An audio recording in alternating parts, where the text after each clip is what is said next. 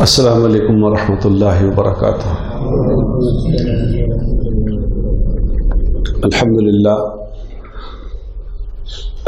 للہ الذی ہدانا الی صراط مستقیم، اللہم صلی علی محمد وعلی آلہ واصحابہ وامتہ اجمعین، اما بعد فاعوذ باللہ من الشیطان الرجیم، بسم اللہ الرحمن الرحیم۔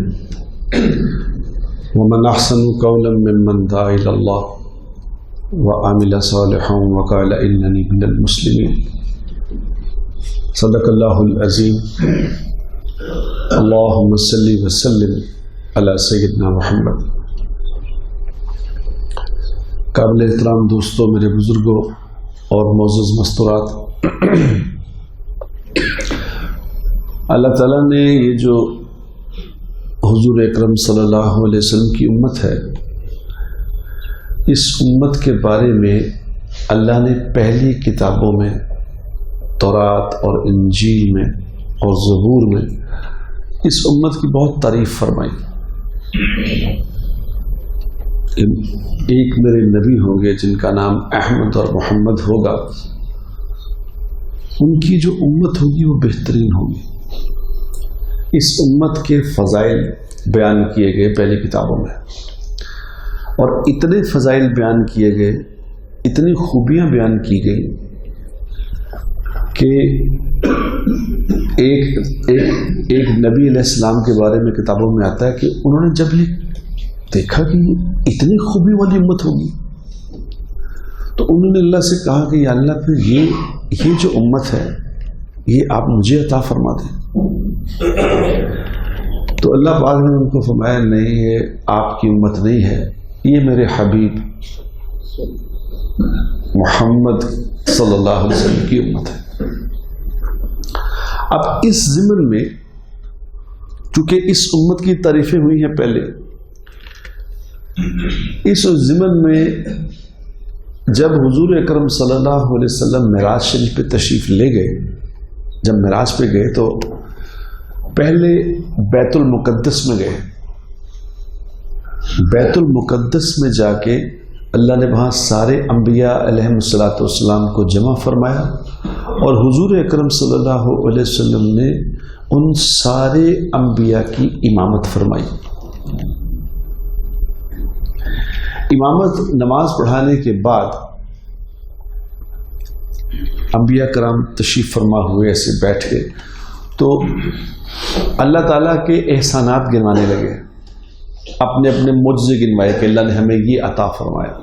ابراہیم علیہ السلام نے فرمایا کہ اللہ نے میرے لیے آگ کو ٹھنڈا کر دیا، آگ کو ٹھنڈا فرما دیا۔ موسیٰ علیہ السلام نے فرمایا کہ میرے لیے اللہ نے مجھے عصا عطا فرمایا تھا کہ اس عصے سے میں جو چاہتا تھا کر لیتا تھا۔ عیسیٰ علیہ السلام نے فرمایا کہ اللہ نے مجھے پھونک عطا فرمائی، میں جس چیز پہ مردے پہ پھونک مارتا تھا مردہ زندہ ہو جاتا، اللہ نے مجھے معجزہ دیا۔ داؤد علیہ السلام نے کہا کہ اللہ نے میرے ہاتھ میں جب آ کے لوہا میرے ہاتھ میں آتا تھا تو وہ موم بن جاتا تھا، اللہ نے مجھے یہ معجزہ دیا۔ اور مختلف انبیاء کرام نے اپنے اپنے معجزے بیان فرمائے۔ تو جب حضور اکرم صلی اللہ علیہ وسلم کی باری آئی تو آپ علیہ السلام نے ارشاد فرمایا کہ اللہ نے جو مجھے معجزہ عطا فرمایا وہ یہ معجزہ دیا کہ مجھے بہترین امت عطا فرمائی، بہترین امت۔ اب یہ ذہن میں رکھیں کہ اللہ کے نبی نے وہاں اس بات کا اقرار بھی کیا اور فخر بھی فرمایا کہ میری امت ہے، مجھے اللہ کا یہ معجزہ ہے جو جیسے نبیوں کو دیا، مجھے معجزہ دیا، امت دی بہترین۔ اور پھر اس کے بعد جب عرفات کے میدان میں حضور اکرم صلی اللہ علیہ وسلم نے 9 ذی الحج کو حجۃ الوداع کے موقع پہ آخری خطبہ ارشاد فرمایا، وہ خطبہ ضرور پڑھے آپ، اس میں چند باتیں ہیں جو انسانیت کے متعلق بتائی کہ انسان کیسے ہوتے ہیں اور انسانوں کا انسانوں پہ کیا حق ہے، یہ خطبہ دیا۔ پھر 10 تاریخ والے دن کنکریاں، قربانی طواف زیارت کا دن، یہ سارا مصروفیت کا دن. 11 ذی الحج کو دوبارہ خطبہ ارشاد فرمایا. آپ صلی اللہ علیہ وسلم خطبہ دوبارہ ارشاد فرمایا، اور اس خطبے میں تقریباً ساری وہی باتیں تھیں جو پہلے 9 والے دن ارشاد فرمائی. ایک بات کا اضافہ کیا، جس بات کو سنانے کے لیے میں نے ساری تحمید باندھی آپ سے، ایک بات کا اضافہ فرمایا، وہ غور سے سن لو. حضور اکرم صلی اللہ علیہ وسلم نے فرمایا، اے میری امت، دیکھو تمہاری پہلی کتابوں میں تعریفیں آ چکی، تمہاری بہت تعریفیں ہو چکی، مجھے تم پہ فخر ہے، میں نے تم پہ فخر کیا. اب کل قیامت والے دن پہلے نبی اور پہلے نبیوں کی امتیں بھی تمہیں دیکھنے کے لیے آئیں گی کہ وہ کون سی امت ہے جس کی اتنی تعریفیں اللہ نے کی تھی، اتنی کتابوں میں تعریفیں کی تھی، وہ کون سی امت ہے. تو وہ امتیں اور وہ انبیاء کرام تمہیں دیکھنے کے لیے آئیں گے، تو دیکھو مجھے رسوا نہ کرنا، مجھے رسوا نہ کرنا،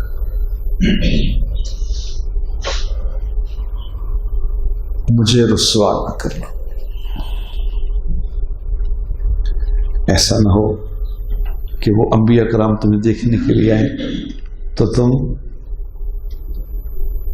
ایسے ایسے گناہ لے کے میرے پاس آؤ کہ مجھے شرمندہ کروا دو. میرے بھائیوں، میرے دوستو، ہم حضور اکرم صلی اللہ علیہ وسلم کے امتی ہیں.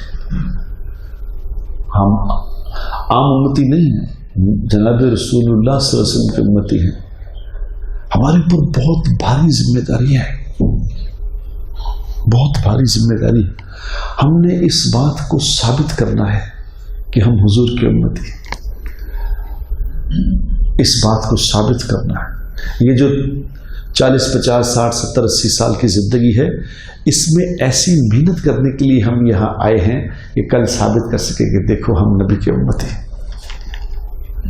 یہ ہمارے آقا ہیں، ہم ان کے غلام ہیں. پہلے لوگوں نے تو یہ بات ثابت کر دی، پہلے لوگ یہ ثابت کر گئے. امی خدیجہ رضی اللہ تعالی عنہ وہ بھی حضور کی امتی، وہ ثابت کر گئی، اس بات وہ ثابت کر گئی. امی خدیجہ رضی اللہ تعالی عنہ کے ہم پہ بڑے احسان ہیں میرے دوستوں. حضور اکرم صلی اللہ علیہ وسلم کیا تو اللہ کے نبی ہیں، لیکن کسی امتی عورت کا ہم پہ احسان ہے تو وہ سب سے بڑا احسان امی جان کا ہے. ہماری بڑی امی جان، ان کو اللہ نے ہماری بڑی امی بنایا ہے. اللہ نے کہا کہ نبی کی بیوی میں تمہاری مائیں.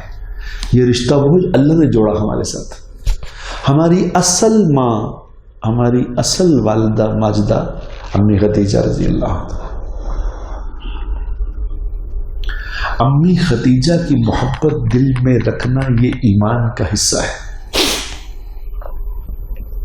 کیونکہ امی جان نے ایسی قربانی کی ہے، امی جان نے ایسی قربانی کی کہ ثابت کر دیا کہ کل قیامت والے دن جو عورتیں آئیں گی دیکھنے کے لیے نبی کی امتی کو، تو جب میں ان کے سامنے جاؤں گی تو ان کی آنکھیں ٹھنڈی ہو جائیں گی کہ ہاں یہ ہے وہ نبی کی امتی جس کی تعریفیں آئی تھی. کیونکہ وہ مکہ کی سب سے زیادہ مالدار عورت تھی، عورتوں میں سب سے زیادہ مالدار عورت تھی. اور ایک بات آپ کو اور بتاؤں کہ صرف مالدار نہیں تھی، سب سے حسین بھی تھی. ہماری بڑی امی سب سے حسین خاتون تھی مکہ، مال بھی حسن بھی. اور حضور اکرم صلی اللہ علیہ وسلم کو اپنا مال بیچنے کے لیے فرمایا کہ میرا مال آپ فروخت کریں. تو پھر اپنے غلام سے پوچھا کہ کیسے ہیں یہ کیسے ہیں؟ تو غلام نے آ کے بتایا کہ اس جیسی ہستی تو ہم نے پہلے کبھی نہیں دیکھی. یہ نوجوان عجیب ہے، یہ عجیب ہے، اس کا بول عجیب ہے، اس کا سودا کرنا عجیب ہے، اس کا یہ جس سے بات کرتے ہیں وہ انہی کا ہو جاتا ہے. یہ عجیب ہیں، مجھے نہیں سمجھ کے کیا ہیں مگر عجیب ہیں. تو امی جان نے شادی فرما لی، شادی کا پیغام دیا، شادی ہوئی، اللہ کی عمر میں بڑی تھی۔ اب شادی ہو گئی، اب مال والا مال اور حسن۔ پھر جب حضور اکرم صلی اللہ علیہ وسلم نے اعلان نبوت فرمایا جب، تو پھر اعلان نبوت کے بعد امی جان نے اپنا مال حضور پہ خرچ کرنا شروع کیا، کیونکہ اب نبوت آ گئی، اب لوگوں پہ مال خرچ کرنا ہے، غلاموں کو آزاد کروانا ہے، لوگوں کو کھانا کھلانا ہے، لوگوں پہ پیسے خرچ کرنے ہیں، تو امی جان نے خرچ کیا۔ تو سب سے پہلے حضور اکرم صلی اللہ علیہ وسلم پہ اپنا مال امی جان نے لگایا، اور امی جان خدیجہ رضی اللہ تعالی وہ ہستی ہیں، امی جان وہ ہستی ہیں جو حضور اکرم صلی اللہ علیہ وسلم پہ ایمان لائیں حضور اکرم صلی اللہ علیہ وسلم کے اعلان نبوت سے پہلے۔ یہ عجیب بات ہے، ابھی اعلان نہیں کیا آپ نے، ابھی آپ نے کہا نہیں کہ میں نبی ہوں، لیکن امی جان آپ پہ ایمان لائیں۔ کیوں کہ ورقہ بن نوفل کے پاس لے کے گئی تھی، جب پہلی فرشتہ آیا نا، جبرائیل علیہ السلام آئے غار میں، وحی لے کے آئے، تو وہ جب گھر آئے تو کہا صدیق خدیجہ مجھے سردی لگ رہی، مجھے ٹھنڈ لگ رہی، مجھے کچھ چیز اڑا دو۔ تو گھر کی ساری چادریں رضائیاں سب آپ صلی اللہ علیہ وسلم پہ اڑا دی۔ تو جب سب کچھ اڑا دیا تو پھر پوچھا کہ سردی کم ہو گئی، سردی کم ہوئی؟ فرمایا نہیں، سردی کم نہیں ہوئی، سردی کم نہیں۔ پھر امی جان خود لیٹی آپ صلی اللہ علیہ وسلم کے ساتھ، خود لیٹ کے پھر پوچھا کہ سردی کم ہوئی؟ فرمایا ہاں اب سردی کم ہوئی، اب میری سردی کم۔ تو امی جان لے کے اپنے کزن کے پاس گئی، جو ان کے کزن تھے، جو بہت بڑے عالم تھے، ورقہ بن نوفل، ان کے پاس لے کے گئی۔ تو لے جا کے جب ان کو بتایا کہ یہ ہوا ہے، یہ فرشتہ اس طرح آیا اور یہ ہوا، تو انہوں نے فوراً کہا کہ ہماری کتابوں میں لکھا ہے۔ انہوں نے کہا خدیجہ تجھے مبارک ہو، تجھے مبارک ہو، وہ آخری کائنات کا آخری چاند تیرے گھر میں اتر آیا ہے، وہ دنیا کی حسین ہستی تیرے ساتھ ہے، تم اس کی زوجہ ہو جو ساری کائنات کا دولہا ہے، ساری کائنات کا بادشاہ، یہ ہے آخری نبی۔ ابھی حضور نے اعلان نہیں فرمایا، ورقہ بن نوفل نے بتایا کہ یہ ہے آخری نبی، تو امی جان نے اسی وقت کہا میں اس پہ ایمان لائی، یہی وہ نبی ہے، یہی ہے، ان کے اندر جو صفات ہیں وہی ہیں۔ تو امی جان وہ ہستی ہیں جو سب سے پہلے، پھر سارا مال خرچ کیا، اتنا خرچ کیا، اتنا خرچ کیا، اتنا خرچ کیا کہ سب کچھ ہی لگا دیا۔ ہمارے ہاں میرے دوستوں میں دیکھتا ہوں کوئی ایسا ہوتا ہے، کسی کی اگر بیٹی امیر ہو نا، وہ بندہ خود امیر ہو، اس کی بیٹی ہو، اور اتفاق سے کوئی شادی ایسی جگہ ہو جائے جو متوسط یا کوئی غریب خاندان کے لڑکا ہو، شادی اگر وہاں ہو جائے نا، تو وہ لڑکی ساری زندگی تانے ہی مارتی رہتی ہے کہ تیرے کو کی سی، سارا کچھ تو میرے پہ ہوتا ہے، مال تو میرا، تو کنگلا تھا، تو فقیر تھا، تو فلاں، ساری زندگی اس کو موت تک تانے۔ یہاں امی جان نے حضور پہ مال لگایا، کتنا لگایا؟ اتنا لگایا، اتنا لگایا کہ سب کچھ ہی لگا دیا، سب کچھ۔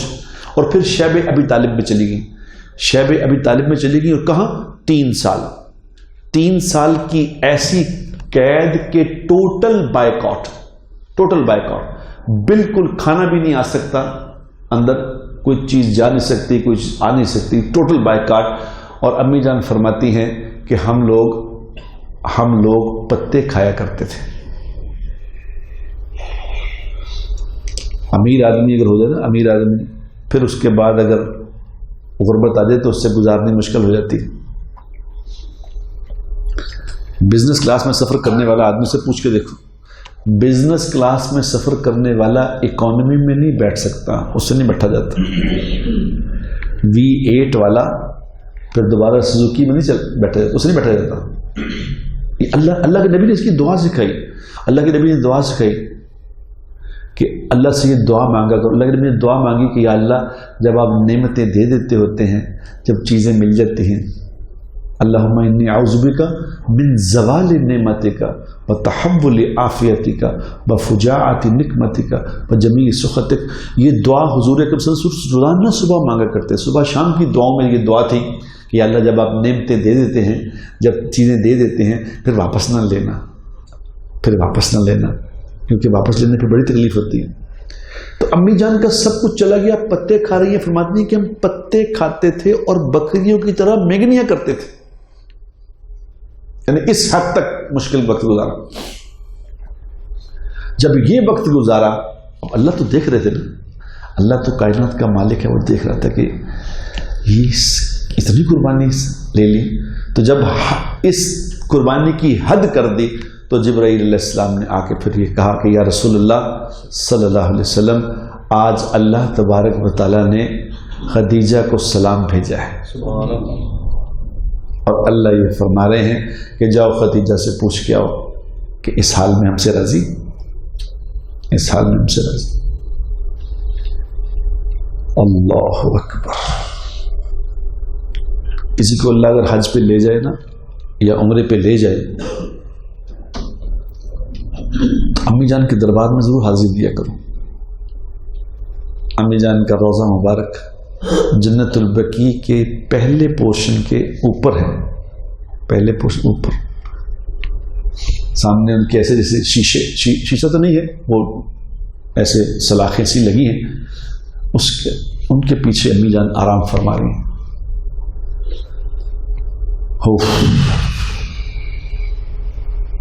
جب بھی کبھی جاتا ہوں، اللہ مجھے جب بھی لے جاتا ہے، میں امی جان کی ضرور حاضری دیتا ہوں. اور اسی طرح کبھی جانا اللہ لے جائے تو جا کے کہہ کے دیکھنا، امی کے دربار میں کھڑے ہو کے نا، امی جان سے کبھی کہنا، وہاں کھڑے ہو کے کہنا کہ امی جان آپ کا نالائق بیٹا آیا ہے. پھر دیکھنا اندر سے کیا آواز آتی ہے. آپ کو لگے گا کہ آپ کی ماں نے آپ کو پکارا ہے. آج بھی وہی خوشبو وہاں آ رہی ہے، امی جان کی خوشبو وہاں موجود ہے. امی جان ایسی قربانی کر کے گئی ہے، ایسے ہم پہ احسان کر کے گئی ہیں کہ ہمارے ماں باپ امی جان پہ قربان. پہلے لوگ یہ کر گئے، حق ادا دے گئے، بڑے لوگ کر گئے. مسئلہ ہمارا ہے میرے دوست، مسئلہ ہمارا ہے. ابوبکر صدیق رضی اللہ تعالی عنہ حد ہی کر گئے، حد ہی کر دی. یعنی وہ کر دیا کہ حد کر دی کہ اللہ اس سے آگے کوئی کراس نہیں کر سکے گا. میں وہ کر گیا ہوں کہ مجھے کوئی کراس نہیں کر سکے گا. کہ عمر رضی اللہ تعالیٰ عنہ کہتے ہیں کہ میں نے ایک دفعہ کوشش کی اور مجھے لگا کہ آج میں کراس کر گیا، آج ہو گیا. لیکن اس دن جس دن حضور نے چندہ مانگا تھا کہ اللہ کے راستے میں نکلنا چندہ دو، تو ابوبکر صدیق تھوڑا سا مال لے کے آئے تھے، تھوڑا سا مال لے کے آئے. تو کہنے میں نے جب آ کے دیکھا کہ ابوبکر تھوڑا سا مال لے کے آئے ہیں تو میرا بہت سارا لے کے آیا تھا. میں نے کہا آج ابوبکر، آج میں تم سے جیت گیا. میں بہت سارا مال لے کے آئے، تھوڑا سا لے کے آئے. تو جب حضور اکرم صلی اللہ علیہ وسلم نے دونوں کا مال دیکھا تو آپ نے سوال ہی عجیب کر دیا، سوال ہی عجیب کر دیا کہ پوچھا ابوبکر پیچھے کیا چھوڑ کے آئے ہو؟ حالانکہ یہ سوال تو بنتا ہی نہیں. کوئی کسی کو پوچھ سکتا ہے کہ آپ یہاں کتنا لے کے ہیں، پیچھے کتنا چھوڑ کے ہیں؟ کوئی چندہ اگر مولوی صاحب مانگے تو جو کوئی آدمی لے کے آئے تو اس کو کہہ سکتے کہ پیچھے کیا چھوڑ کے آئے؟ بھائی یہ بھی واپس کر. تو عمر رضی اللہ تعالیٰ کہتے ہیں کہ جب آپ صلی اللہ علیہ وسلم نے یہ سوال کیا کہ پیچھے کیا چھوڑ کے آئے ہو، میں سمجھ گیا عمر ہار گیا، عمر ہار گیا. یہ سوال نہیں بتا دیا کہ ہار گیا. تو مجھ سے پوچھا تم کیا چھوڑ کے آئے؟ میں نے کہا جی آدھا چھوڑ کے آئے، آدھا لے آئے. تو ابوبکر سے کہا ابوبکر پیچھے کیا چھوڑ کے آئے؟ تو ابوبکر صدیق رضی اللہ عنہ فرمایا کہ یا رسول اللہ پیچھے اللہ اور اللہ کے رسول کا نام چھوڑا ہے، چھوڑ کے کچھ نہیں آئے. ایک روایت میں نے پڑھا کہ دیواروں پہ ہاتھ مار کے، کہ دیواریں کچی ہوتی تھی، بعض سوئیاں اس میں رکھ دی جاتی تھی کہ یہاں سوئی ایسے کہ ضرورت پڑے تو یہاں سے نکل. تو دیواروں پہ ہاتھ مار کے سوئیاں بھی، جو کوئی سوئی بھی تھی وہ بھی ساتھ لے آئے. ایسا اور کوئی نہیں کر سکے گا، یہ پہلے لوگ کر گئے. اب ہمارا مسئلہ ہے میرے دوستو، ہم ہیں وہ لوگ جو کہیں حضور کو رسوا نہ کر دیں. ایسا نہ ہو کہ ہم رسوا کریں، اللہ کے نبی کے سامنے پیش ہوں تو ہمارے جھوٹ، ہماری بے ایمانیاں، ہماری بدتمیزیاں، ہمارے ظلم، ہمارے ایک دوسرے پہ بہتان، یہ کہیں اگر اس میں کھول دیے گئے تو بتاؤ کیا بنے.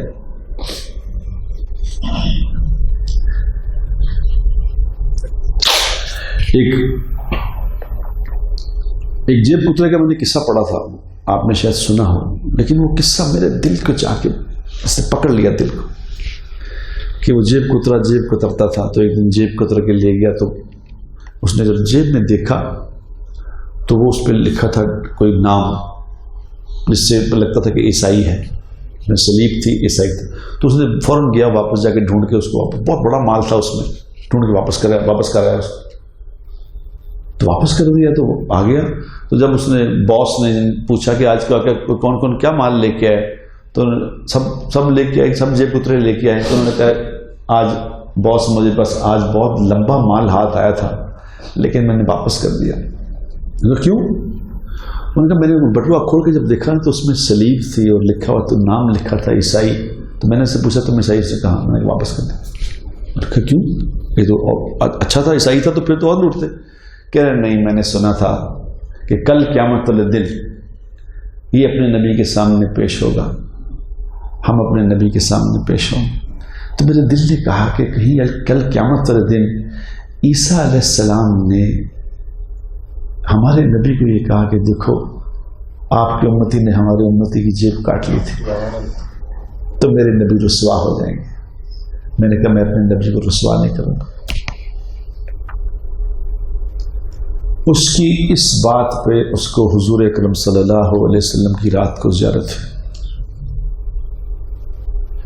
آپ نے اس نے فرمایا تو نے ہماری لاج رکھی، ہم تیری لاج رکھیں گے. اس کے سینے پہ ہاتھ مارا اور اس کے سینے کی ساری گندگی پاک ہو گئی اور وہ ولی بن گئے. جو میرے دوستوں حضور اکرم صلی اللہ علیہ وسلم کی لاج رکھے گا اس دنیا میں، یاد رکھو یہ سمجھ کے کہ میرا نبی رسوا نہ ہو، اللہ اس کی لاج رکھیں گے. یاد رکھنا، دنیا میں بھی رکھیں گے، آخر میں بھی رکھیں گے. دنیا میں بھی، آخر میں. صرف یہ سوچ کے زندگی گزارو کہ جو میں عمل کروں گا میرے نبی کو تکلیف ہوگی، کیونکہ امت کے اعمال حضور اکرم صلی اللہ علیہ وسلم کے سامنے پیش کیے جاتے ہیں، قبر میں پیش کیے جاتے ہیں. کل کسی کا انتقال ہوا ہمارے محلے میں، بس 2-3 دن کی بات ہے. میرا ہمسایہ سامنے رہتا تھا، گھر کے سامنے، 45 سال کا جوان تھا، 45 سال کا جوان. اس کا انتقال ہو گیا. وہ صبح فجر پڑھ کے اکثر آتا، صبح فجر پڑھتا تھا، فجر پڑھ کے پھر بیٹھا رہتا تھا، ایک سائڈ پہ بیٹھا رہتا تھا، بیٹھ کے اپنا اللہ سے باتیں کرتا رہتا تھا. تو پھر وہ جب سورج نکل جاتا تھا تو 10 منٹ کے بعد 12 منٹ کے بعد وہ پھر 2 نفل پڑھتا تھا اشراق کے. اس کے بعد 2 اور نفل پڑھتا تھا، کچھ 2 اور نفل، 5-6 نفل پڑھتا تھا. پھر لمبی دعا مانگتا تھا. دعا مانگ کے روزانہ اس کی یہ ترتیب سے ہو جایا کرتا تھا گھر. اور شام کو مغرب پہ گھر آ جاتا تھا. یہ ٹریول ایجنسی چلاتا تھا. وہ مغرب پہ آ جاتا تھا، عشاء پہ اسی طرح وہ پھر عشاء پہ آ کے بیٹھ جاتا تھا. اللہ سے خاموش نوجوان تھا، خاموش. اسی طرح اشراق پڑھ کے گھر گیا اور گھر جا کے سینے میں تکلیف ہوئی اور 1 منٹ میں مر گیا. 1 منٹ میں مر گیا، 1 منٹ میں. 8:30 پونے 9 بجے انتقال ہوا. 1:30 بجے مسجد میں اس کا جنازہ تھا. 1:30 بجے جنازہ تھا. اور جنازے پہ میں نے جب کھڑا ہو کے تو مجھے انہوں نے کہا کہ جی آپ جنازہ پڑھا دیں. تو میں نے جب پیچھے کھڑے ہو کے دیکھا تو مسجد بھری ہوئی. ہماری مسجد بہت بڑی ہے. اس کے اندر کمرے میں جو بڑا مین روم ہے اس کے اندر میرا خیال 800-900 ہزار بندہ آتا ہے. اتنی بڑی مسجد ہے، ڈاکٹر صاحب ایسے اتنی ہوگی نا، اس میں اتنا بندہ آتا ہے، وہ بھی بھرا ہوا، باہر سے وہ بھی بھرا ہوا، یعنی تقریباً 1,500-2,000 بندے، یعنی کہ 4-5 گھنٹے میں کیسے لوگوں کو اطلاع ملی، اور نیک لوگ جنازے میں تھے، نیک لوگ۔ تو میں نے سامنے کھڑا ہو کے ان سے بات کی، میں نے کہا یہ وسیم کا انتقال ہو گیا، وسیم کے اس انتقال پہ آپ لوگوں کو دیکھ کے مجھے یقین ہو گیا کہ آج حضور کی آنکھیں ٹھنڈی ہو جائیں گی، آج حضور کی آنکھیں اس نے ٹھنڈی کر دی، کیونکہ جو حضور کا امتی کامیاب ہو کے دنیا سے جائے گا وہ حضور کی آنکھیں ٹھنڈی کر دی۔ میرے دوستو، ہم سوچو تو صحیح کہ حضور اکرم صلی اللہ علیہ وسلم پہ ہم پہ کتنے احسان ہیں، ہمارے پہ کتنے احسان ہیں۔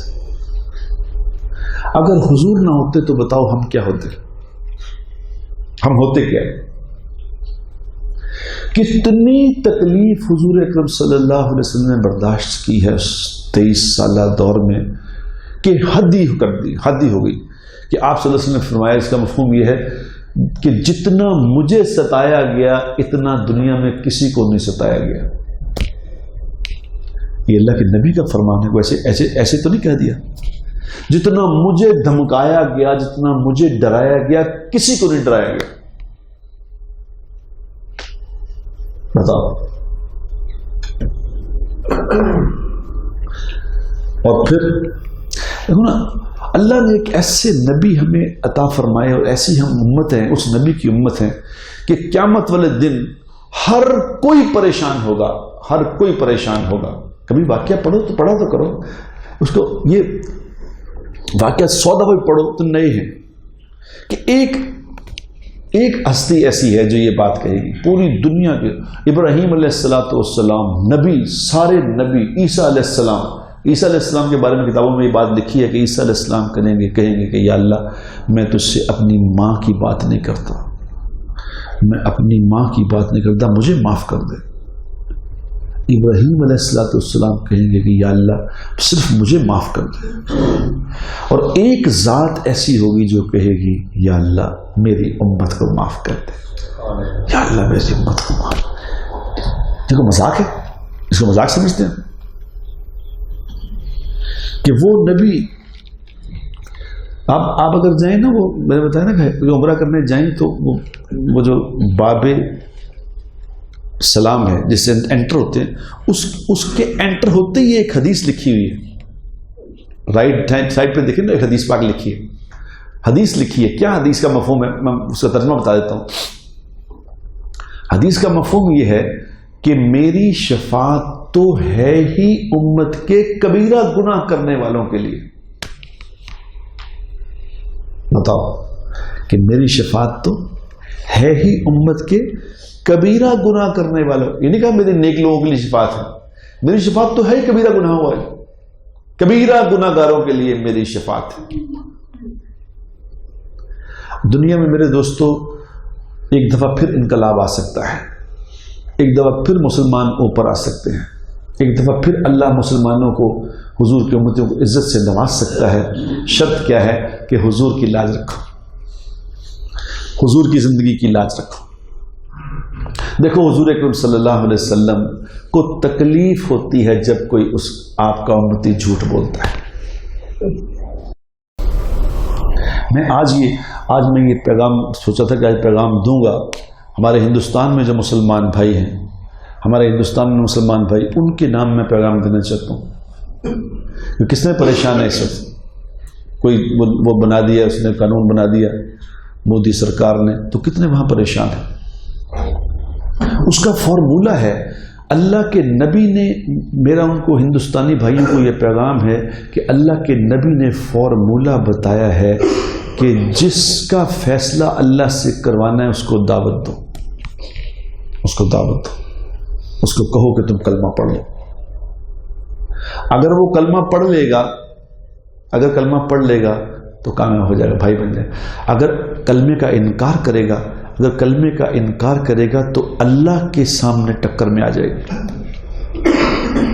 اس لیے ہمارے تبلیغی جماعت کے بزرگ وہ یہ کیا کہتے ہیں کہ کسی کو دعوت اس لیے نہ دیا کرو کہ میں اس کو اللہ کی طرف بلا رہا ہوں، اس لیے سے دعوت نہ دیا کرو، اس کو فقیر بن کے بات کیا کرو کہ میں آپ محتاج ہوں، میں فقیر ہوں، آپ چاہیں تو، کیونکہ فقیر اگر کسی سے مانگے، فقیر اگر مانگے تو دینے والے کی مرضی ہے، دے نہ دے، دے تو اس کو اجر ہے، نہ دے تو گناہ گار نہیں۔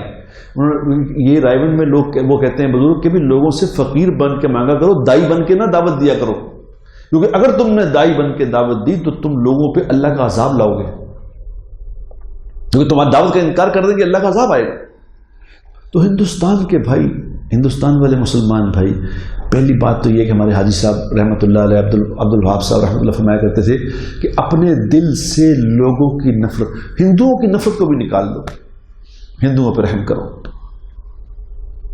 ہندو بھی ہمارے انسانی بھائی ہیں، یہ بھی آدم علیہ السلام کی اولاد ہیں، ان پہ رحم کرو، ان کو دوزخ سے بچاؤ، ان کو دعوت دو، ان کو کلمے کی دعوت دو کہ خدا کے لیے کلمہ پڑھ لو، کامیاب ہو جاؤ گے۔ حضور اکرم صلی اللہ علیہ وسلم نے ساری دنیا کے انسان، جتنے دنیا کے انسان ہیں ان سب کے نبی ہیں، آپ صلی اللہ علیہ وسلم یاد رکھنا، چاہے مسلمان ہو چاہے غیر مسلم، سب کے نبی جناب رسول اللہ صلی اللہ علیہ وسلم ہیں۔ کچھ امت دعوت ہیں، کچھ امت اجابت ہے، کچھ وہ لوگ ہیں جنہوں نے حضور کی دعوت کو قبول کیا، یہ امت اجابت ہے، کچھ وہ لوگ ہیں جنہوں نے قبول نہیں کیا، یہ امت دعوت ہے۔ تو ان لوگوں پہ رحم کرو، ان کو دعوت دو، ان سے اللہ کی بات کرو، اور اللہ کی بات کرو گے، اگر اللہ کی دعوت دو گے میرے دوستو تو دو ہی فیصلے ہوں گے، یا ہدایت آئے گی یا تباہی آئے گی۔ ہمارے ذمہ حضور کا کام ہے، حضور والی زندگی لوگوں کو پیش کرو، حضور والا دین لوگوں کو پیش کرو، یہاں پہ بھی وہاں پہ بھی۔ اگر وہاں پہ جہاں بھی آپ لوگوں کی ہدایت کی دعا کریں گے کہ اللہ ان کو ہدایت نصیب فرما، پھر اللہ نے قسمت میں ہدایت لکھی ہوگی تو ہدایت آئے گی، نہیں لکھی ہوگی تو بربادی آئے گی کہ یا اللہ تو پہلے کسی کے لیے بد دعا مانگنے سے پہلے، جس کوئی ظلم کرے، ظالم کی بد دعا مانگنے سے پہلے اس کے لیے ہدایت کی دعا مانگے، یا اللہ اس کو ہدایت دے دے، اور اگر اس کی قسمت میں ہدایت نہیں ہے تو یا اللہ اس سے انتقام لے۔ حضور اکرم صلی اللہ علیہ وسلم دنیا میں لوگوں کو جہنم سے بچانے آئے تھے، جہنم میں بھیجنے نہیں آئے تھے۔ ہم لوگوں کو دوزخ میں بھیجنے کے لیے نہیں آئے ہیں، ہم لوگوں کو دوزخ سے بچانے والے ہیں، ہم حضور کی امتی ہیں، ہمارا کوئی کمال نہیں اس میں، ہمارا کوئی کمال نہیں کسی تبلیغی جماعت کا یا کسی کا کوئی کمال نہیں، ہم حضور کے امتی ہیں، حضور اکرم صلی اللہ علیہ وسلم کے نائب ہیں۔ ہمارا بھی یہ کام ہے کہ لوگوں کو اللہ کی طرف بلائیں اور جہنم سے بچائیں۔ اگر ہم اپنے حضور والے کام پہ آ جائیں گے میرے دوستو، لوگوں کو اللہ کی طرف بلانا شروع کر دیں گے، تو پھر دیکھنا دنیا میں کس طرح انقلاب آئے گا، پھر کس طرح اللہ تمہاری عزتوں کی کیسے حفاظت فرمائے گا، کس طرح اللہ تبارک و تعالی ہمارے اوپر رحم کرے گا، اور کس طرح دنیا میں ہمیں عزت والا بنائے گا۔ لیکن پہلے میرے دوستو ہم اپنے آپ کو چیک تو کریں کہ میں کیا کر رہا ہوں، میری زندگی کیا ہے۔ اگر میری زندگی میں حضور کی زندگی نہیں ہے، اگر میری زندگی میں حضور کے دشمنوں کی زندگی ہے، تو بتاؤ میرے پہ کرم کیسے ہو سکتا ہے؟ یہ نہیں ہو سکتا۔ اگر ہم آج اس بات کی نیت کریں، اور جو میری بات یہ سن رہے ہیں، جہاں تک میرا پیغام پہنچے، جو یہ سن رہے ہیں، ان سے بھی میری گزارش ہے کہ آج اس بات کی نیت کرو کہ ہم اپنی پچھلی زندگی میں معافی مانگتے ہیں، آج کے بعد ہم اپنے آپ کو محمدی بنا کے جئیں گے انشاءاللہ۔ کرتے نیت انشاءاللہ؟ میں بھی اس کی نیت کروں، آپ بھی نیت کریں۔ اللہ پاک ہمیں حضور اکرم صلی اللہ علیہ وسلم والی زندگی نصیب بھی فرمائے، اور حضور علیہ السلام والے غم میں سے کوئی غم بھی نصیب فرمائے، اور حضور اکرم صلی اللہ علیہ وسلم والی برکتیں بھی عطا فرمائے، اور ہمیں ساری دنیا کے انسانوں تک یہ پیغام پہنچانے والا بنائے۔ وآخر دعوانا ان الحمد للہ رب العالمین۔